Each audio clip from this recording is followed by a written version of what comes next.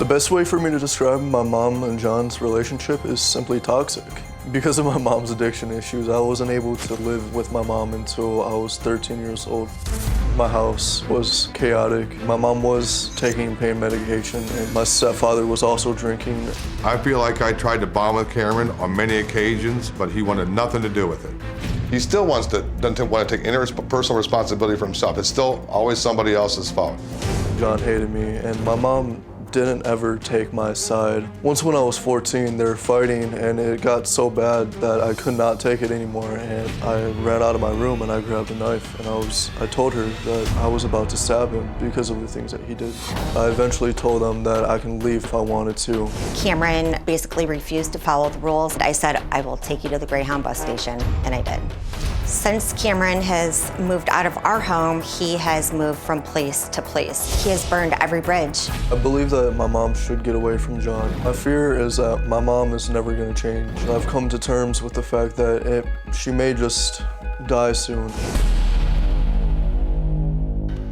Well, Cameron is not the only person with concerns. Let's hear what Heather's father has to say about this situation that he calls a train wreck. For the past 10 years, I've seen my daughter the destructive path that she has been on. When I think about what's going on, there's many a times where I just start to cry. It's disorganized chaos, a train wreck. There's no doubt in my mind that John is drinking. I don't think there's any parent out there wants to admit this. My daughter Heather's an addict. I went through the chaos my daughter and son-in-law John are experiencing. And 22 years ago when I stopped drinking, I was sick and tired of being sick and tired. And that's what they have to be. What really makes my heart hurt, physically hurt, is my grandson Cameron. My grandson has never really had a chance. My daughter Heather never was a good mother.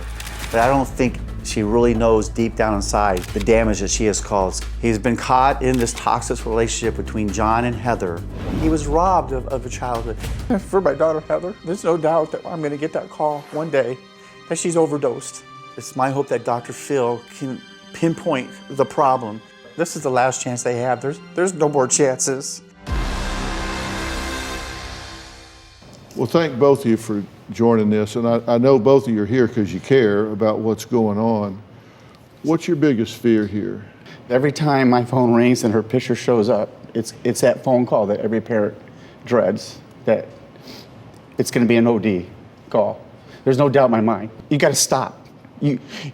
She has the belief that because she has training in nursing, that she believes that she can stay on the safe side of things and that she can play this game and be on the safe side. She's convinced herself that she's the exception to the rule. I think right? Yes. What's your greatest concern here? I mean, honestly, it's the same thing. Like, I've had a lot of dreams about her passing away, and because of the fact that she doesn't communicate with me or with really anybody, I'm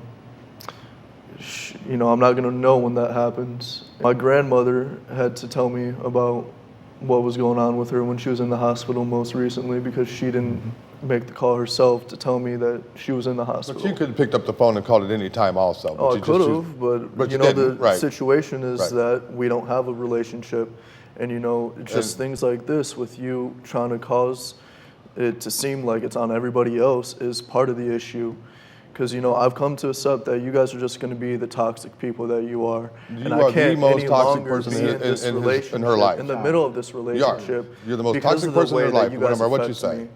What is your objective right now in wanting to derogate his character? Because he needs to understand how toxic, he is the most toxic person in her life, and he doesn't get it. He thinks he's the perfect little angel, but meanwhile, pretty much everybody you ever came in contact with doesn't want anything to do with you anymore. And he just doesn't see it. So you want him to own everything that he contributes. Correct.